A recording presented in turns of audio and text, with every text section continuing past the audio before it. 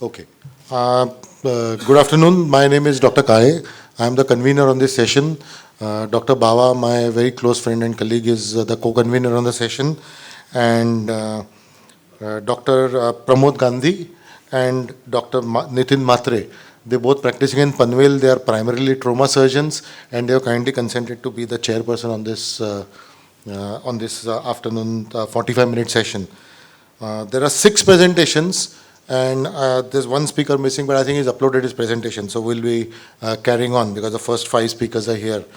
So there are a few interesting mix of topics like Masquelet technique, periprosthetic fractures, decision to graft after fixation of fractures, Pecutaneous iliosacral screw fixation, and bridge plating, or a need for second plate and bone graft, etc., and some augmentation failures by the last speaker. So without much ado, I am going to call upon the first speaker, that is my co-convener, Dr. Bawa, to kindly take the dais. He is going to speak on Masquelet techniques, useful or farce. So let us learn more from him. Thank you, Dr. Kale. Good afternoon, everybody. I am going to speak about Masquelet technique, whether it is useful or farce. First, let us see what is Masquelet technique. Masquelet in 1986 came out for treatment of infective gap nonunions. The gap was created basically due to trauma, resection of tumor, infected tissues, or iatrogenic. So he introduced a 2-stage approach. Basically, it was called an induced membrane technique for reconstructing segmental bone defects with infection. So what is induced membrane technique? In stage 1, there is debridement, remove the dead devitalized tissues and curate the bone till the bleeding edges. At the same time, send the specimen for culture sensitivity and then add cement spacer. This cement spacer which was added was without antibiotics, and apply fixator. Masquelet preferred an external fixator to be applied, primary stabilization. After 6 to 8 weeks, when there is no signs of infection clinically as well as inflammatory markers are within normal range, he advised to go ahead with the second stage, that is incise the induced membrane which is formed, remove the spacer and put cancellous bone graft. He only advised cancellous bone graft for his technique. Okay. At the same time, you do internal fixation and soft tissue reconstructive procedure as and when required. Induced membrane, basically it was a foreign body type of inflammatory reaction which was rich in growth factors. This induced membrane basically is a highly vascular, acts as a barrier, prevents cancellous bone resorption, it causes consolidation of bone graft and preserves and protects anastomotic flap pedicles. What are the size of defect? According to Masquelet, there is no limit to the size of defect. He advised at least up to 20 centimeters have been treated successfully. What was the time of union? According to him, it was like union was 7.5 months post second stage. So what were the issues or concerns? Basically, large amount of cancellous graft was required for big defects, and there was resorption of the graft. Of course, it affected the mechanical properties being a cancellous graft and leads to failure because of infection also. And there was increased number of interventions, almost in the mean range of around 6.2. So what were the contentious issues the problem was, and how much we have tried to correct it? Let us see. Whether to add antibiotics in cement spacer, what were the timings for the second stage, and bone graft. The timings for the second stage is actually surgeon concern. So important factors being antibiotics and the bone graft. So let us see one by one. Antibiotics, according to Masquelet, he didn't add antibiotics to the cement spacer. The reason being it masks the acute infection, or it may be inactive on the germs, so may increase the biological resistance. Also, it may affect the characteristic of membrane, and the absence of recurrent infection is actually good sign of healing. So what antibiotics and which cement to use? So we usually use heat stable broad spectrum antibiotics. Powder form is preferable with high local concentration. The preferred antibiotic combination is tobramycin, vancomycin. Maximum you can add is 8 grams. And we prefer Pelacos, which is highly porous, then Simplex. And nowadays we available is Pelacos G. We add vancomycin 4 grams for 40 grams. So what is the second burning issue was timing of second stage. According to Masquelet, he used to do second stage in 4 to 8 weeks, the secretion of the inductive molecules by the membrane reaches a peak that after declines. Therefore, we prefer doing it in between 4 to 8 weeks. What we do is we prefer in doing this in 4 to 6 weeks, second stage, because we are using antibiotic spacer, and the antibiotic elution is for 6 weeks. After that, it acts only as a mechanical spacer. So third burning issue was bone graft. Masquelet used only cancerous bone graft from the iliac crest, and if the volume was insufficient, he used reamer irrigator aspirator, that is from the tibia or femur, or sometimes add graft expanders and biphasic hydroxyapatite or tricalcium calcium phosphate because they have osteogenic properties. The disadvantage being, since large amount of graft is required, there is no structural support. Because of infection, there are high number of interventions, about a mean of about 6.2. So we used structural graft along with cancellous graft. In our cases, we use from fibula, tricortical iliac crest, tibial cortex. We have rigid fixation. They decrease the amount of cancellous graft. It occupies space and gives appropriate tension and decrease in graft resorption non-union. So in our modifications, we have used a two-stage technique. What a small series of cases we have done in upper extremity. We have antibiotic to the cement spacer. We added structural graft in addition to cancellous graft. These are a couple of cases which we have done in our institute. There is 3 months post-op infective non-union of ulna. These centimeter bone graft, excised, inserted. This follow-up X-rays. This is case 2, in which after 2 months post-surgery, infective non-union humerus. This is 3 centimeter bone gap. Antibiotic semen space inserted. Fibula stud with cancellous bone grafting was done, and long Philos plate. These are the sequential X-rays. So in our modification, we have antibiotic semen spacer. We have used structural graft along with cancellous graft. There was union by incorporating fibula at both ends, and there were good results with lower interventions. So take-home message is, Masquelet technique is actually useful if applied, the principles are applied properly. Various issues which were corrected in our small series, especially for upper extremity, with using antibiotic cement and cancellous bone graft, which has led to fewer intervention, early union, and added financial advantage. I thank you all for your patient listening. Any questions?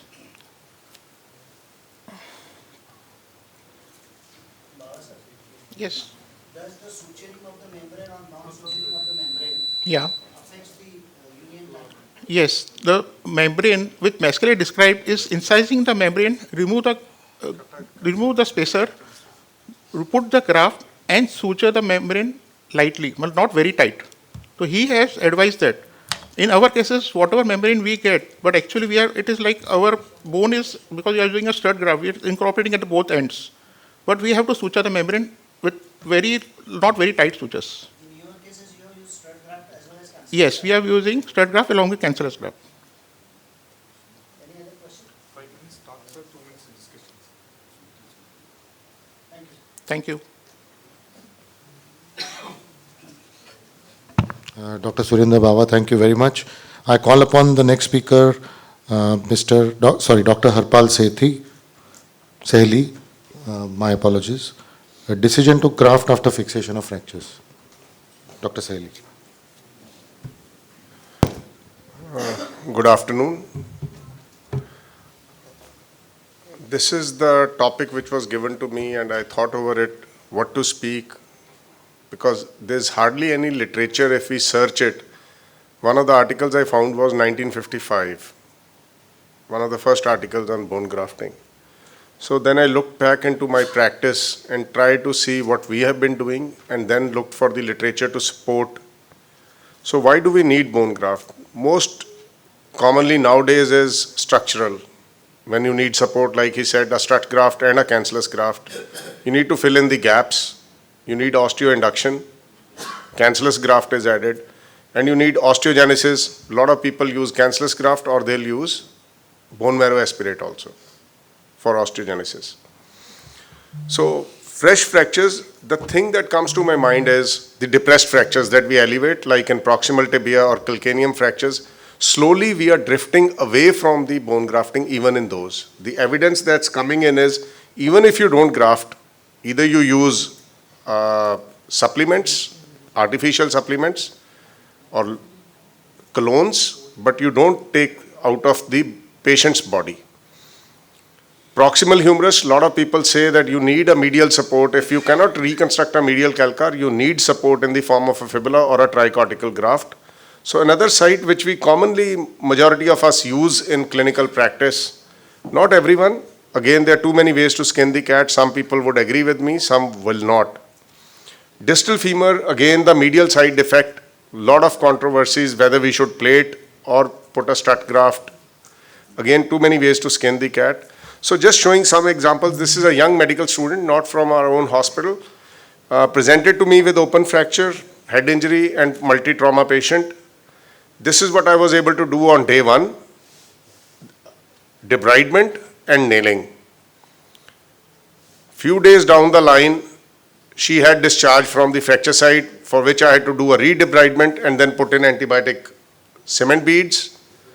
Took out the beads after the infection settled, the biochemical parameters were normal, and it goes on to unite on its own. A lot of people might debate, this needs a bone graft. In my view, it did not.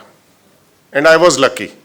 I won't say that it's because of my smartness or intelligence. I have been lucky in this, because infection is one scenario. We should consider to have a quick healing, go ahead and bone graft. Now this, is it a surgeon failure or is it a non-union? Right? Again, do we need a bone graft here? How many of you agree on a bone graft here? He's a young patient, software engineer, 24 years old, not married as yet. The biomechanics are not there. Yeah, so I went ahead, corrected the biomechanics, no bone graft, and fracture goes on to unite. He's walking around, he can squat on the bed and work on his laptop. Another one, an elderly lady. The X-ray looks like elderly, she's just 45, had fractured neck femur. Somebody did a bipolar. She presents to me 2 years later with a fracture, periprosthetic fracture. This kind of osteoporosis, people will say onlay graft, cancellous graft. Again, I'm not totally against grafting, but I desist from doing grafting. I fixed it and it went on to unite. And she came back to me with bilateral supracondylar fractures again. This is one side, I fixed it. Again, on PTH therapy because of osteoporosis, she has united on this side also. Now, this is a scenario where I would say, this is my failure. I should have grafted on first day, because here the biology is not normal. She had an atypical fracture following bisphosphonates, and I should have done a bone grafting. This is my failure. One should not be too overconfident. Another condition in my practice. Is there a distal locking screw? Yeah. Another. Can I ask you? Sir, khatam kar lu? Please. Another is distal femur. If there is a defect and there is an instability, supplement and bone graft. It is mandatory. It's a gospel truth. We have seen enough failures and we don't want to see more failures in this. So fresh fractures in my practice, if it's a gap, it's usually an open fracture. There I would focus on the soft tissues and infection and then go ahead with the graft, like in the distal femur. For fresh fractures, combination where open reduction and internal fixation is being done and there is no contact, grafting can be considered.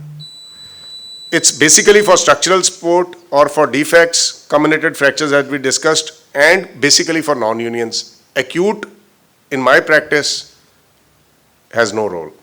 Thank you. Thank you, Dr. Selhi. We'll take one question from Dr. Tanna. Alendronate fracture, which you showed, is not very susceptible to a grafting healing. Because there is, first and foremost, you need an additional plate over it. And the graft which you take, autograft itself, is also defective. Defective. So I feel you need a BMP if at all you want to use it. Sir, first of all, let me admit, it was not part of the talk, so I haven't desisted. It's a wrong fixation that I've done. Right? I would prefer something where there's compression on day 1. I would like to compress this fracture, and angle blade plate is the best implant for this. Not for alendronate fracture. You need an intramedullary implant, Additional Plate. plate is different thing. Exactly. That additional plate, if it's a nail, additional plate and totally in contact. So ABC, alignment, biology and contact is must for these fractures.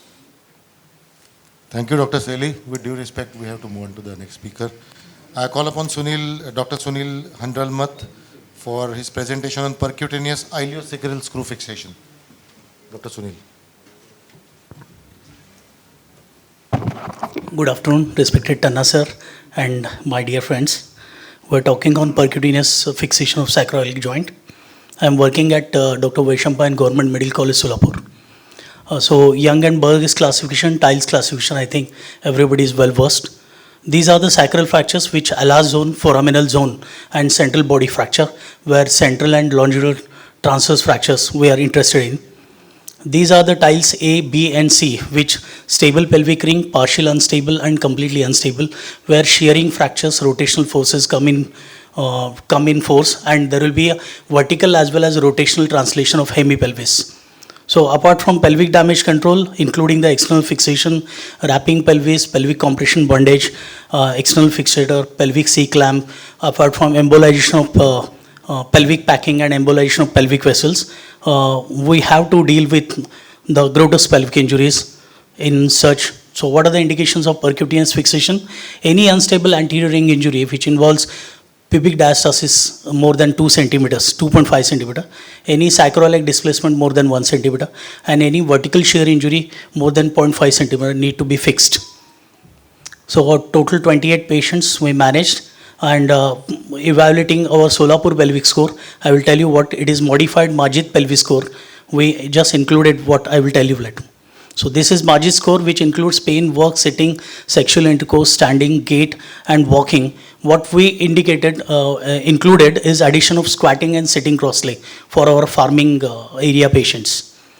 So what you need is a very good anterior-posterior radiograph and a 2D and 3D recon images of the pelvis, as well as you will need a very good intraoperative assistant of high-resolution C-arm intensifier. And what armamentarium you will using?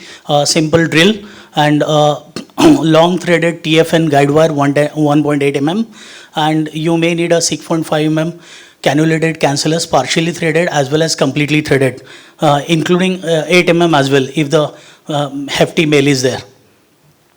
So what you need in lateral radiograph is what the red line indicates, slanting line. That is what we call as a iliocortical density line, which is formed by the ilial cover overlap over the anterior sacral promontory. This is where the bone is dense, and your in lateral view, your guide wires should be bang on ICD line. So as you can see, and in anterior posterior view, as far as possible, you maintain the parallelogram of 2 guide wires to have the better fixation. So it's surgeon's preference whether he is well versed in supine or prone, and this should be the table, and this should be the C-arm, which to get an inlet and outlet view. Even in prone position, you will be able to do the same spine position, which with the bolsters you do. In prone position, what you see is the 30 degree, I will explain it in guide wire in next slide. And this is a very narrow marginal window you get for percutaneous fixation. So this is how this parallel, so 30 degree downwards and 30 degree cephalocaudal should be your direction of the guide wire. So you basically trying to hit the sacral promontory, anterior margin, anterior 1/3 part of the body of the sacrum, S1 and S2. So that should be your goal in passing the percutaneous guide wire. And while drilling, you drill it and then stop and then try to hammer it. Get the feel of the bone and sound of the bone. That will definitely give you the better idea whether you are in dense bone or not. Any feeling of the lost way, stop it, retrieve the guide wire and try it again, once again. So this is narrow zone, safe zone, anteriorly guided by the pelvic vessels and posteriorly neural elements. So basically you get only 2 centimeter safe zone where you can pass. Again, the importance of ICD line is very important. Laterally, you should be bang on this. Your guide wire should lie on the ICD line.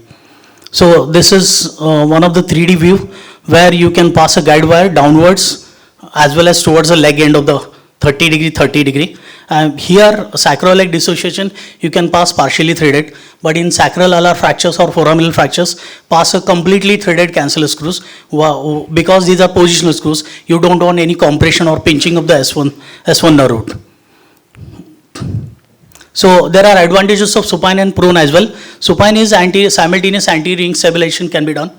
Difficulty is passing screw from posterior to anterior, while fracture displacement of sacral joints may not be reduced. In prone, definitely there is direct reduction of the SI joint, easy positioning of the screws, and bowel gas shadow may not interfere with that. So these are few of the cases where the Grotus spell, where bilateral sacral fractures, acidoval fractures, anterior injury, we fixed, patient is able to squat and sit cross-legged. Almost done 15 years back. This is the young guy with the ilial fracture, with a sacral fracture and anterior injury, which we fixed, able to fix percutaneously posteriorly. This is another which we done completely anteriorly, percutaneously. Anterior column as well as posterior column has been done percutaneously, and the patient is walking very comfortably even if he is admitted 10th post-op day. He can squat and sit cross-legged. This was one of the other cases where you can see this was lumbopelvic fixation, 22-year-old guy who had a transverse fracture of pelvis as well as SI joint, bilateral SI joint fracture, sacral fracture.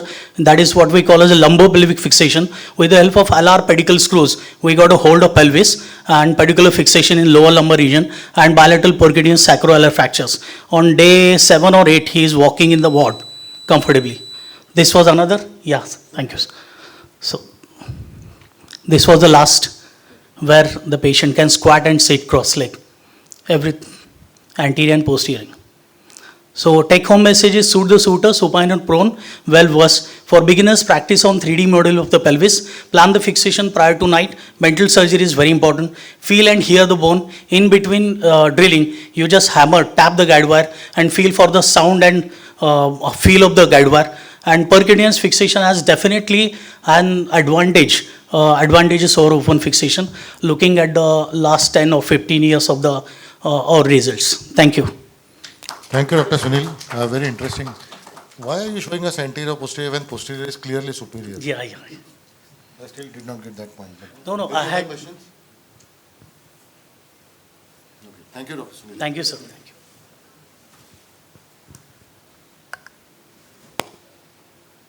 May I call upon Dr. Satish Kale to present periprosthetic fractures of the proximal femur, tips and tools for the treatment. Hello everybody, I am going to speak on periprosthetic fractures of the femur. There is a small group which we have studied, which I have done a few cases of it myself. Now I am not going to go and tell you about the routine periprosthetic fractures. I am going to only tell you what has changed and what we need to look for now. So they are complex orthopedic issues, and this is what the demand is supposed to grow. With increasing uncemented procedures, that is going to be the fallout of the increase in the periprosthetic fracture numbers. They are complex surgeries. You need more than one surgeon to operate together, to put two brains together, and we all need some operating experience before we embark on this, because there is quite a high morbidity mortality with untrained surgeons. So most of the periprosthetic fractures of the femur are around the hip, needless to say, elderly patient. Now the only thing which we need to visit is whether we should revise or fix first. Clearly depends upon the stability of the fixation and the cement mantle. Out of all the risk factors, these are the common risk factors. Ladies outnumber men. The second one is also important, dementia, Parkinsonism, epilepsy, and these I think we should not lose sight of. They are iatrogenic, which we are responsible for. So be clear be sure that you're not broaching or you're not notching the stem, or you're not inadvertently poking out the remers from the anterior or the posterior cortex or the medial cortex. So this is the objective. Needless to say, I'm not going to read it out. You can clearly see we need proper evaluation, we need to plan our surgery, and we need to see what pitfalls which we can come across so that we can avoid them. For those who have probably not visited periprosthetic fractures, recently this is the classification proximal fractures of the greater trochanter, lesser trochanter, that is AG, type 1. The second one is around the stem, and the third one is below the tip.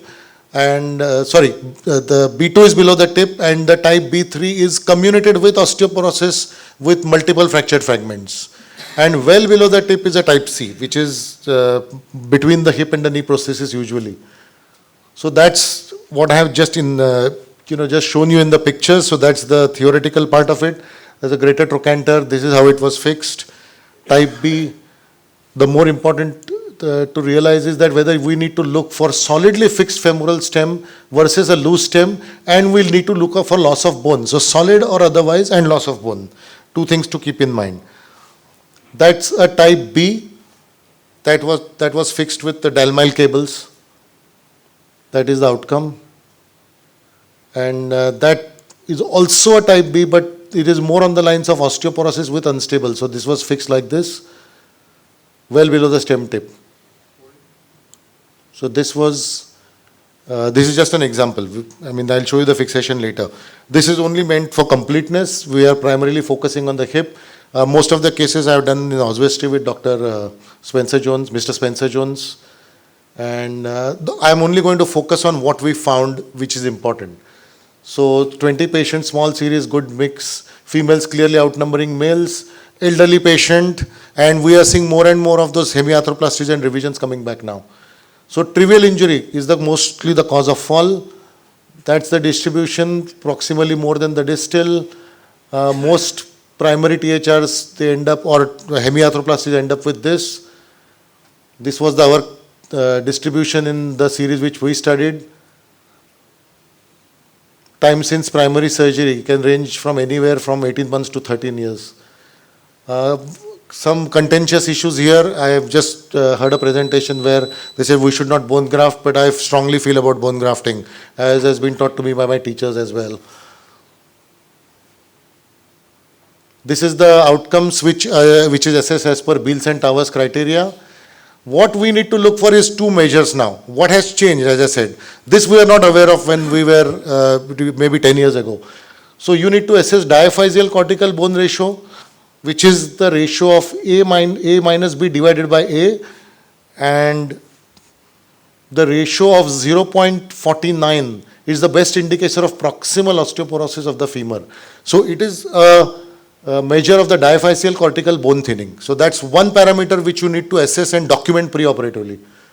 And the second is metaphyseal cortical bone thickening, and that's what it is. Now this figure is actually a little bit faulty, so I will come to the next figure.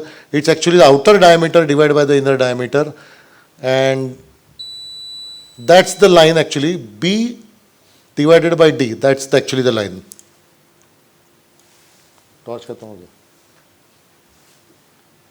So you need to basically document both the indices. There are several other indices which I will not go into because they are academic interest and we cannot be documenting each and every one. So beware, female gender, uncemented prosthesis, oversized femoral stems, revision surgery, and please document preoperatively if there is a severe osteoporosis so that we can appropriately explain to the patient. These are a few cases which are around the knee and mostly around the hip, which we had fixed and satisfactory outcomes. Now what I want to give you is the take-home message, as I said. The take-home message is good preoperative planning. Keep a range of hardware ready and get good assistance. I can't overemphasize the importance of having an assistant surgeon with you who is fairly experienced. Then document those ratios because that is going to help you in medico-legal cases if should something go wrong. And there is a high morbidity and some mortality with this. Document specific complications likely. There's been a recent article in the papers, you are all aware of it. The Dalmile cable systems you have to be very conversant with this. It's extensively used. I would extensively bone graft, contrary to what one of the speakers said earlier. Avoid cement at the fracture site. In long stem revisions, bypass it by at least 3 diameters. Initially it was 2, now it's 3. Do not notch the distal femoral shaft and be mindful of the CBR. Do not over-ream proximally or distally. So know your limits and operate safely. That is my message to you. Thank you.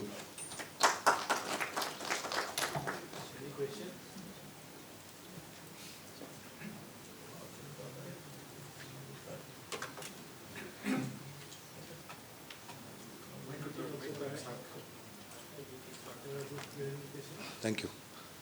So in every case you do bone graft. Yeah. In every case. Yes, I would prefer bone graft. I would rather err on the side of bone graft than not. Even if you get a very good cortical contact. 100%. It's, you know that it can have post-fixation osteoporosis locally, especially if you have done an iatrogenic injury. I call upon the next speaker, Dr. Kashyap Ardeshna. Is bridge plate alone sufficient? Need for second plate and graft? Dr. Kashyap.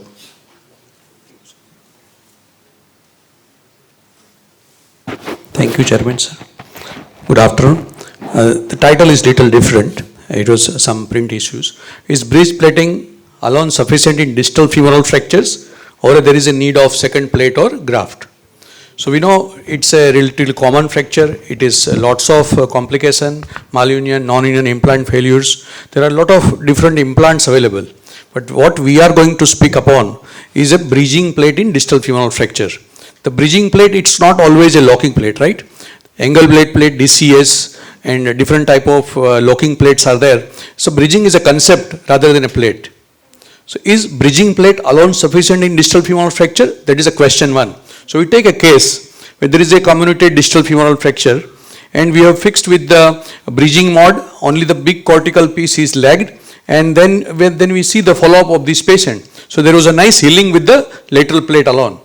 Another case, TK done, 75-year lady, 7 years passed, no knee complaints, extra-articular distal femoral fracture. We did a single distal locking plate in a bridging mod. We did a dynamic construct for relative stability principle we applied.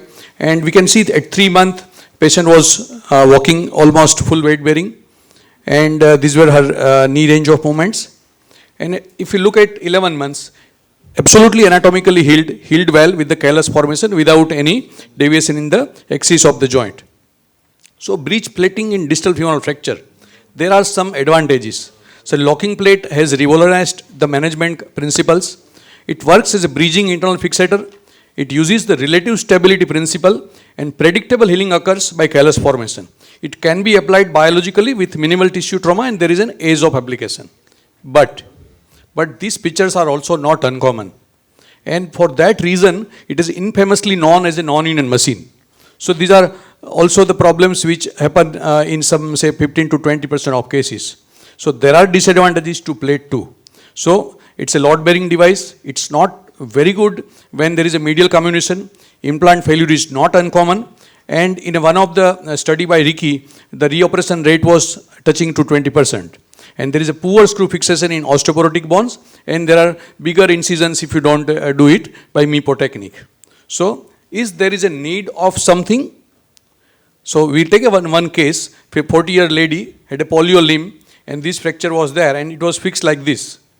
And then within a short time, say 2.5 months, the plate is displaced. So, then we operated this patient again, we did a dual plating, we added a bone graft, and this is a 6-month clinical result of that patient. So what factors we need to be addressing when there is a distal femoral fracture? The factors are mechanical as well as biological. So we look upon the mechanical factors. Mechanical factors doesn't mean always a stronger fixation, always addition of medial plate. So we need to do a proper stress distribution into the bone, into the fracture, into the plate. So that's known as a concept of stress modulation.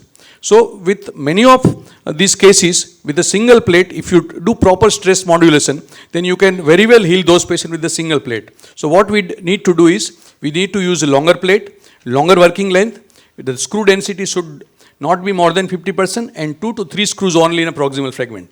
The terminal screw can be placed conventional. And titanium is always better than SS when you are speaking about stress modulation. And whenever possible, we should do it minimally invasive. This is again a case, severely comminuted distal femoral fracture. We did a bridge plating with a lock plate using these principles, and we can see there was a nice healing at 9 months.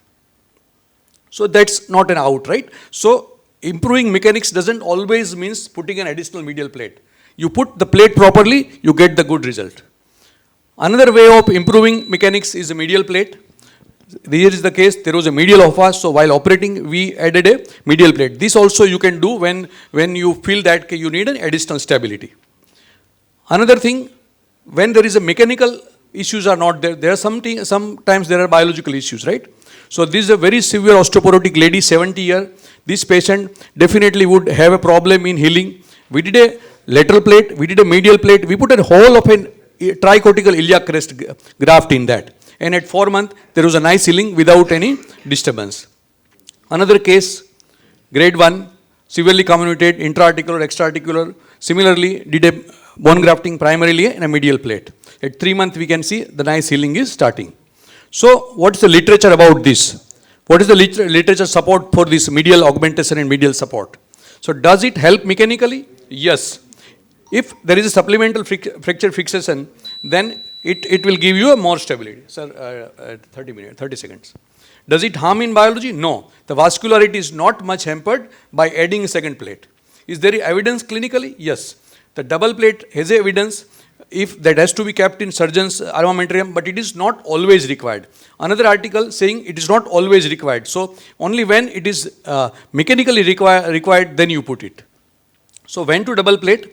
Double plate should be considered in a supracondylar bone loss, low transcondylar fractures, periprosthetic distal fractures, non-union after failed fractures, poor bone quality and very comminuted fractures. So my take home is, well done lock bridging plate is sufficient for most of the distal femoral fractures. Augmentation by medial support and or bone grafting is helpful in select cases, and problem fracture should be identified priorly and augmented. Thank you. Thank you, Kashyap. I have one question for you. Do you think that locking plates fail more than dynamic compression plates? Yes, sir. I agree with you, but that's what my total emphasis of technical points during this lecture. The locking plate, failed locking plate, if you assess, most of the failed locking plates are not well done. Not done by the principles which are outlined in many of the literature as well as this talk also. If you look at the failed plates, either they are SS plates, longer working length, number of screws there, very rigid fixation or a very wide gap. So most of the locking plate, when it is failed per-operatively. So when it is not well done. But the difference between a locking plate and a normal plate is only osteoporosis. Yes. In an adult, in a young bone, even if you put a normal plate with just few screws, which you have done it will work the same thing. I will differ on that, because when you put a locking plate, the locking plate and the locking bolt construct becomes one. So it will work as a one total elastic structure. While when you put a cortical screw, the cortical screw will fix your bone with the friction. So it will, the first screw only will act, that area only will act as an elastic fixation. While if you put a longer plate, 2-3 spaced locking screw, then whole construct will be actually having a dynamic modulus. Yes, sir. That's always. I think in the locking plates, the screws lock to the plate. It's got nothing to do with the bone. So if there is osteoporosis, that's the high failure rate. Anyway, thank you. I call upon the last speaker to speak on augmentation failures, Dr. Aditya Bharadwaj, please.